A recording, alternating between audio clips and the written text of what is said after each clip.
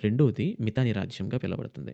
వీరిద్దరి మధ్యలో ఒక పీస్ ట్రీటీ శాంతి ఒప్పందం జరిగించినప్పుడు అందులో కొన్ని దేవతల పేర్లు వీరు కనుగొన్నారు. అయితే అది ఏంటంటే ఇంద్ర, మిత్ర, నసత్య, వరుణ అనే దేవతల పేర్లు అందులో ఆ క్యూనిఫార్మ్ రాతి పలక మీద చెక్కబడున్నాయంట. అంతేగాక ఈ మితాని రూలర్సు లేదా రాజులు ఎవరైతే ఉన్నారో పరిపాలన చేసిన వారు, వారిలో కొంతమంది పేర్లు ఇలా ఉన్నాయి. ఒకటి దశరథ, రెండోది అశ్వత్థామ.